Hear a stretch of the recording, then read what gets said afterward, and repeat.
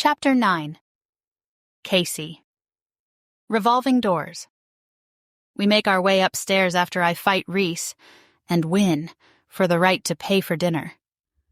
I flex my fingers, remembering how they tingled when he took my hand. Neither of us has spoken since leaving the restaurant. I'm still reeling from Rhys voluntarily touching me. Holiday jazz drifts through the lobby, mingling with the festive scent of pine. We pass a Christmas tree, and I backtrack to admire the pine cone ornaments, miniature owls, and golden antlers that give it a rustic, unique vibe. Aren't these owls so cute? I ask Rhys without thinking. He gives me a look that says, "Really? Did you forget everything I just told you?" "Sorry, never mind." I take a couple photos and join him in front of the elevators. "So are you opposed to all Christmas decorations, all things Christmas? How deep is this wound?" He raises an eyebrow. You promised no more questions. "That was just dinner." Rhys sighs and runs a hand through his sandy blonde hair. "She really hurt you, didn't she?" He shrugs as if it's no big deal. The elevator doors open and we step inside. An urge to push all the buttons bubbles up, but I rein it in. Rhys would not be amused if I replayed that scene from Elf. I check my phone. There's a message from Claire telling me she'll be back around midnight and asking if Lexi can stay the night with us. I type a reply and hit send. The elevator doors open and I double-check my keycard for the room number. I point to the right. That way. The plush carpet steals the noise of our footfalls, and my ears ring in the hushed hallway. We stop in front of my room. Rhys holds his coat awkwardly, then shifts it to his other arm. I want to erase the furrow from his brow. I want to understand why the breakup made him hate Christmas. The silence is more than I can take. "I was thinking..." His gaze snaps up to mine, guarded. His eyes have darkened to umber in the low light and with the seriousness of our conversation. "Not that you asked my opinion, but maybe if you could separate the hurt from the holiday, figure out what happened on a deeper level, then you could move forward and enjoy Christmas again." I'd rather not discuss this, he says brusquely. "Just because it didn't work out doesn't mean something's wrong with you, or with her. Sometimes it's not the right fit. It makes my heart sad to see you avoiding Christmas. Did you like it before the breakup? Does your family have any fun traditions?"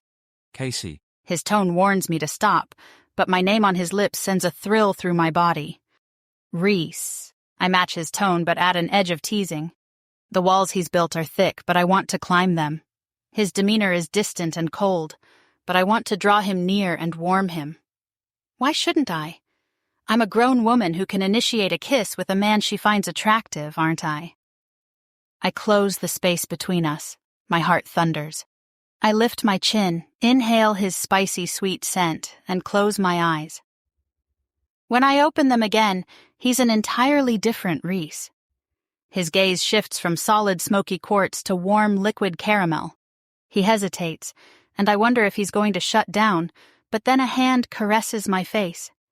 His touch is gentle, but there's an undercurrent of something anguished, something raw. We stumble the few steps back against my hotel room door, and I drop my coat. One of his hands braces on the door behind me, and the other threads into my hair. My fingers trace his clean-shaven jawline and trail down his neck. His heart pounds under my palm when I press it to his chest. He bends his head to mine, but stops with our lips an inch apart. I ache to close the distance, but I wait to see what he'll do. His eyes search mine. What does he want to see? How can I show him it's safe to let me in? The elevator doors ding. A family of 4 exits and turns down an adjacent hall. He drops his hands as if burned and straightens his shirt too casually. His expression closes off once again. We shouldn't be doing this. I blink. Why not? Your father? Oh, I breathe a laugh, thankful that's his only reason. Dad doesn't have to know. Rhys squeezes his eyes closed and pinches the bridge of his nose. He made it perfectly clear that I'm here to keep an eye on you, not to... He presses his lips into a hard line. I'd best be off now. Frustration rises in my chest. Dad sent him to keep an eye on me? That's all this was? Would Rhys have vanished at the end of the White House tour if Dad hadn't tasked him with watching me? Rhys picks up his jacket and turns to go. A bitter taste fills my mouth. I only wanted to make you smile today, to help you forget some of your pain. He freezes in place with his back to me. I don't need saving, Kacey. No, I know that. What I meant... Good evening, Miss Briggs. He storms off but stops again before pressing the elevator button.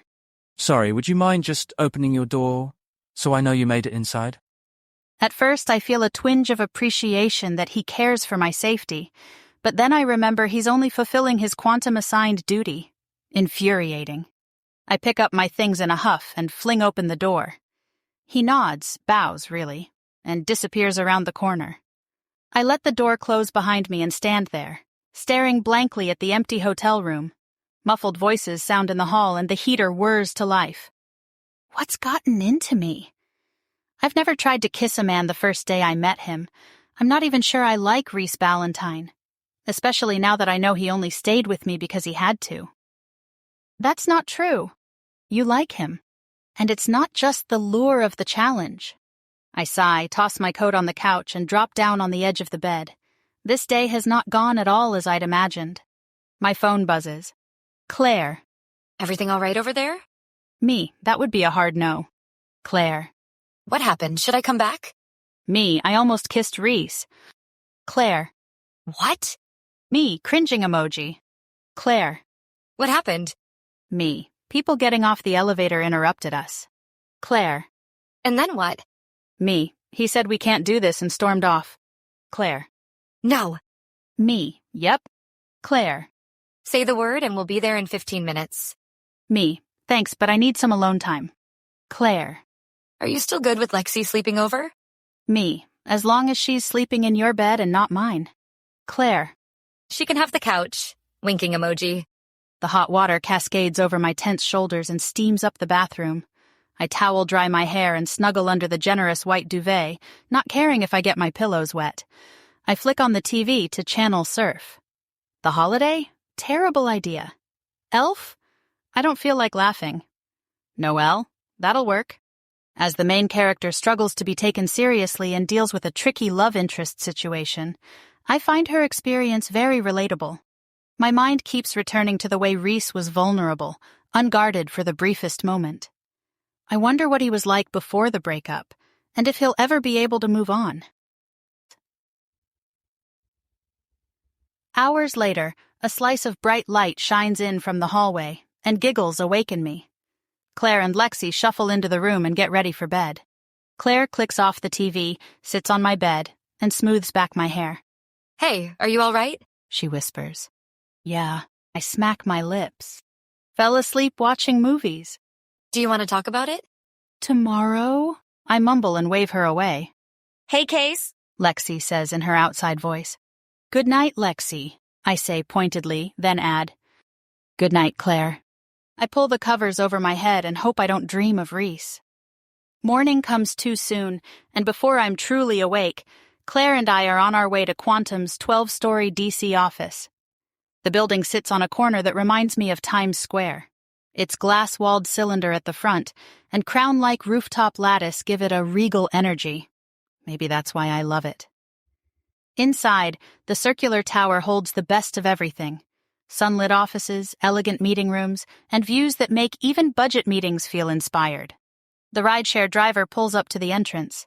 My fingers twist the fringe of my scarf and my leg bounces. I've been anticipating this moment since 7 a.m. when the sun peeked in through a tiny crack in the curtains and woke me. I couldn't get back to sleep, but since Lexi and Claire were still snoozing, I lay there for over an hour, quietly scrolling through emails on my phone and worrying about how things would be between Rhys and me during the office tour today. Claire puts a steadying hand on my knee. It's going to be fine, she tells me for the 5th time. I know. Did Lexi get to work on time? I ask, trying to distract myself.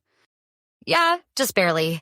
They called her in an hour early. She kept complaining about her back aching from the couch. Maybe I should have let her squeeze in the bed with me. I'd say it serves her right for being so loud in the middle of the night.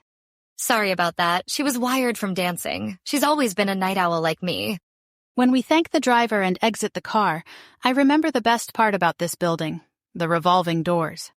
If the elevator buttons last night made me want to act like Buddy from Elf a little, these doors take me to another level. No, Kacey. Claire knows me too well. Only once around. 2 times? I plead. What if he's watching? Security cameras? What if he's waiting in the lobby? I pout. You're right, but on the way out I'm going around twice. Unless it goes badly. What's the worst that could happen? Claire asks. He could totally ignore me. Act like nothing happened. That would be the worst? No, but do you really want me to start imagining worst-case scenarios, like Rhys telling us to get out and pelting us with a fruitcake? What in the world? Claire chuckles. Sometimes you're a fruitcake. I'm nervous. Act like you're above it all. Whatever happens, you're fine with it. But that's not true. I can't stop thinking about him. That's why I said act. The lady behind the front desk asks how she can help us. Yes, hello. I'm Kacey Briggs, Events and Aesthetics, and this is Claire Briggs. We're here for a tour with Mr. Ballantyne. Oh yes, his assistant Carol is waiting for you. 10th floor. Thanks so much, I say. Claire and I ride the elevator to the 10th floor. We enter through the door that reads Strategy and Operations. A woman with fluffy red hair wearing a shimmery snowman sweater hurries toward us. Hello, hello. She smiles warmly. I'm Carol. We've been expecting you. She must catch me scanning the office because she adds, I must apologize for Mr. Ballantyne's absence. He had to give a presentation at the Reagan building today. My insides deflate. I'm relieved. I'm distraught. This is how our story ends? Claire finds my hand and gives it a squeeze, her way of telling me to keep it together. I paste on a smile. No problem. Will you be giving us the tour, or should we go self-guided? I've been here a couple of times before, so I could probably find my way. It would be my pleasure to show you around. Just a second. I'd like to appraise Mr. Ballantyne's office, to see if anything needs updating. Claire glances at me, eyes narrowed, probably guessing correctly that this wasn't part of the tour. Oh, that would be wonderful, Carol says. It's a dreary place if you ask me. She leads us to his door and ushers us inside. Carol, Claire shoots me a knowing look. would you show me to the ladies' room? Certainly. She holds the door for Claire. This way. Alone in Rhys's space, I drag a finger along his sleek silver desk and over his ergonomic chair. Diplomas and certificates adorn one wall, and a generic modern art print hangs on another. Even with the natural light and skyline view, his office feels melancholy, lonely. This space begs for poinsettias in sleek vases, an asymmetrical line of some tasteful crystal ornaments, and a trio of ceramic trees in staggered proportions would finish it beautifully. My eyes land on the one personal item in the entire room. A photo of Rhys in a cap and gown, standing beside a dignified couple who must be his parents. They look proper, proud, and reserved. My heels echo as I wander to the window and stare out at the bustling city crowd. What if I left a note with my number? No, that screams desperation. I need to let this go. I tried adding a few touches, Carol says from the doorway, and I jump. but his rule is no Christmas decorations or music. Isn't that? Claire points at a speaker in the ceiling. Carol offers a sheepish grin. I let the staff listen when Mr. Ballantyne isn't here. It makes them happy. Improves productivity when things feel festive and special, don't you think? Exactly. So refreshing to meet someone who knows the value of design. I make a few notes in my tablet and gesture to the space around me. I'm done in here. Carol shows us around for the next hour. She's chatty and personable. I note some lobby furniture that needs to be replaced, art to update, and plants that need attention, but honestly, my head's not in it. I can't believe Rhys isn't here. We thank Carol and head toward the exit. The revolving doors glint in the late morning sunshine, calling to me. This is your chance, Claire says. No one's watching. I pivot at the last second and shove open the standard exit door.